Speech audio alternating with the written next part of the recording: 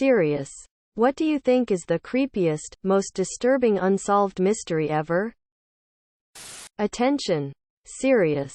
Tag notice. Asterisk. Jokes, puns, and off-topic comments are not permitted. https www.reddit.com/r/askreddit/wiki/index#wiki_rule_6- in any comment, parent or child, parent comments that aren't from the target group will be removed, along with their child replies. Report comments that violate these rules. Posts that have few relevant answers within the first hour. And posts that are not appropriate for the serious tag will be removed. Consider doing an AMA request instead. Thanks for your cooperation and enjoy the discussion. I am a bot, and this action was performed automatically. Please contact the moderators of this subreddit. Message, compose to =r@AskReddit if you have any questions or concerns. The murder of the Swedish Prime Minister Olaf Palme. He was killed over 30 years ago and no one have found the murder. The West Mesa bone collector. The bones of dozens of women were found at a construction site. No other clues. In my opinion, it's the city of San Francisco train derailment that occurred in Hardin, NV on 12 August 1939. The train, run by the Southern Pacific Railroad at the time, derailed at a bridge over the Humboldt River at a speed range of 60 to 90 miles per hour. The accident resulted in 24 fatalities and multiple injuries. Days later, investigators discovered tools at the bottom of the Humboldt River, determining that the wreck was caused by sabotage of the rails. https en.wikipedia.org/wiki/1939_city_of_San_Francisco_derailment. In the early 80s, all within 18 months of each other, 3 paperboys in the Des Moines, area all went missing during their morning route. The cases have never been solved. There are theories ranging from a pedophilia ring, an ex-employee who was a creeper kidnapping them, and even a lone wolf type situation. It's a bizarre case that has baffled Iowa for years. The Setagaya family murder. https en.wikipedia.org/wiki/Setagaya_family_murder. Late on the night of December 30, 2000 in Setagaya, Tokyo, a man broke into the house of a family of 4, strangled the son in his bed, stabbed the father, and brutally killed the mother and daughter. The killer then spent hours in the house eating their food, using their toilet, and going through their paperwork like he owned the place, and eventually left, never to be found since. What celebrities are genuine sociopaths, psychopaths? Klaus Kinski. He was a German actor known for his erratic behavior both on and off set during the movies he was involved in. He was actually diagnosed with psychopathy after he tried to wring the neck of his theatrical sponsor. Jared Leto. He once picked up Elijah Wood by his collar because, when asked for his opinion, Elijah said Jared's band was just okay. I also saw him being interviewed by a newbie like a decade plus ago and he was just the worst. Showed the guy zero respect right off the bat and was very vocal about how sweaty and nervous the poor guy was. Joel Osteen. Old school. But Charles Lindbergh. From everything I've read, he showed zero emotion. The closest thing he ever came to joy was in pulling sadistic pranks, such as almost killing a friend by putting kerosene in his water bottle, or once hiding his baby in a closet and pretending he was kidnapped, delighting in watching his wife and the nanny be hysterical and cry for hours. And yes, that's the same baby who was later kidnapped and why people speculate Lindbergh accidentally killed him when pulling the prank again. He would also trip that same baby when he was learning to walk, and leave him outside in an enclosed playpen alone to toughen him up. When asked to identify his baby's mangled body, he had no reaction, was so unemotional he shocked the police, who were trying to keep it together themselves, by asking for a meat skewer, so he could open the baby's mouth and check his teeth. He was not only a literal Nazi but also remorselessly cheated on his wife by having 2 other secret families complete with children, with German sisters.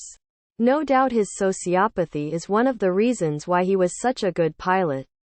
He was able to concentrate, focus, and was impervious to danger. Suge Knight. Steven Seagal. Barbers of Reddit. What's hairstyle do you hate cutting and why? I'm a hairstylist, and it's not typically the cuts that will test my patience but the color. The worst is when you have a teen girl with her mom who is way too into her daughter's hair, and she has black hair dye from a previous session but wants to be platinum blonde in one day. Some people have really unrealistic expectations for us. My dad is a barber. He worked in a college town and hated doing fades. He was good at them, but the constant use of the electric razor 10 hours a day for years wore down his rotator cuff. He had to get surgery a few years ago. I don't want to take any time styling this, so just cut it so it looks like this when I fall out of bed in the morning. Proceeds to show photo of model with highly styled hairdo. That's the haircut I hate. My sister is a hairstylist. The worst type of people are those who want a specific cut but have no idea how to say what they want. They'll come in and say they want Kim Kardashian's hair, but do they want long extensions or a blunt bob dark brown or a honey blonde? Just bring a damn picture on your phone of what you want your hair to look like. Another question for barbers. If I walked in and said, "Give me something that fits my face," or, "Whatever you think would look good," is this acceptable? I've always wanted to change my hairstyle, but I literally have no idea what I would do or what would look good. Always wondered if barbers would do this or hate it. Barbers must love me then. 4 on top, 2 on the sides. That's it. I don't even talk unless it's necessary. Serious. People who have cut other people out. What was the final nail in the coffin? Attention. Serious. Tag notice. Asterisk. Jokes, puns, and off-topic comments are not permitted. https www.reddit.com/r/askreditt/wiki/index#wiki_rule_6- in any comment, parent or child, parent comments that aren't from the target group will be removed, along with their child replies. Report comments that violate these rules. Posts that have few relevant answers within the first hour, and posts that are not appropriate for the serious tag will be removed. Consider doing an AMA request instead. Thanks for your cooperation and enjoy the discussion. I am a bot, and this action was performed automatically. Please contact the moderators of this subreddit.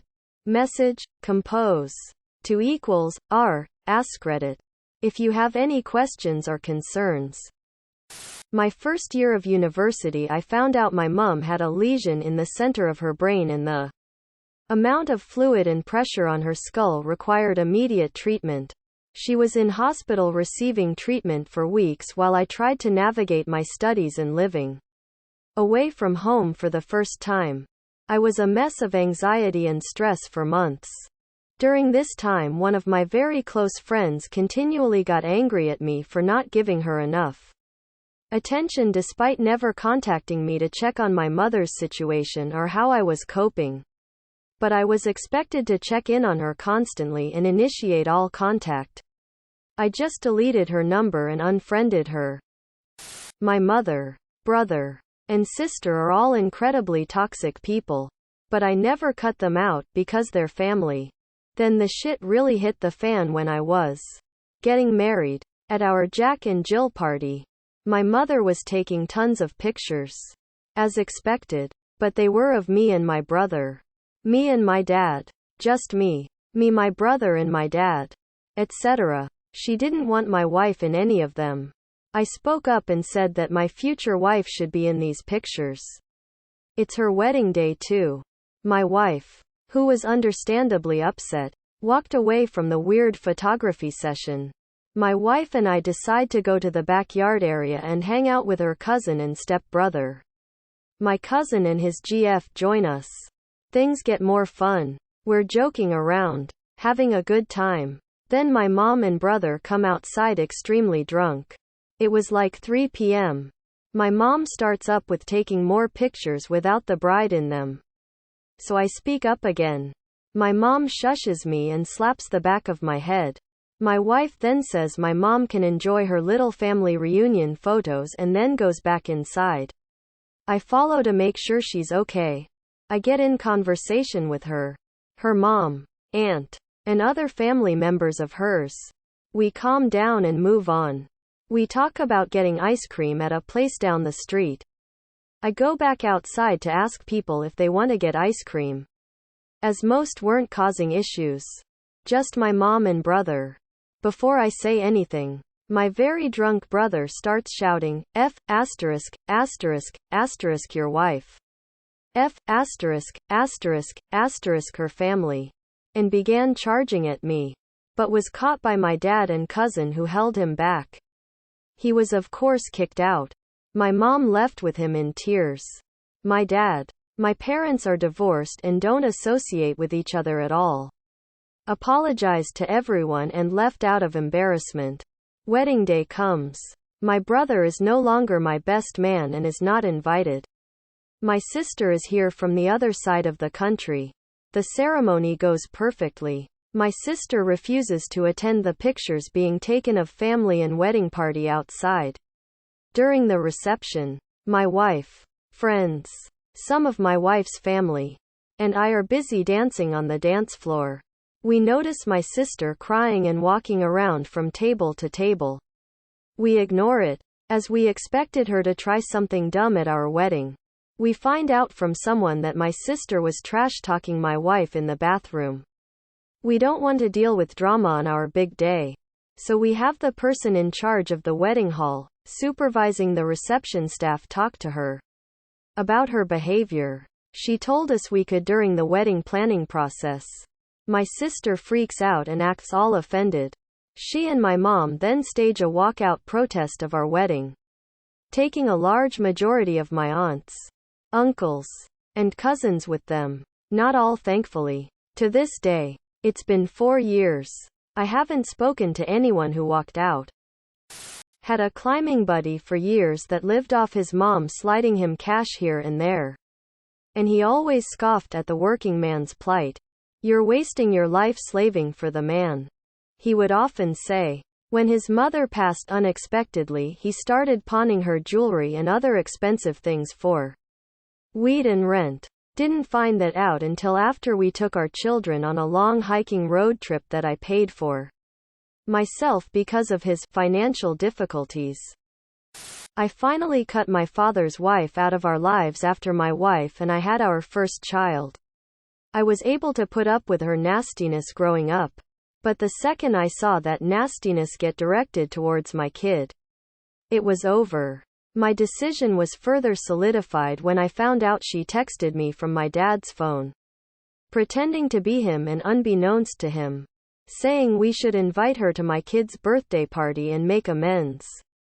She also made a giant scene a few years later at my grandmother's wake. Ex-in-laws asking for items back that my deceased wife, to whom I had been married 17 years before she passed, brought with her from her family when we got married. Subscribe, my brothers.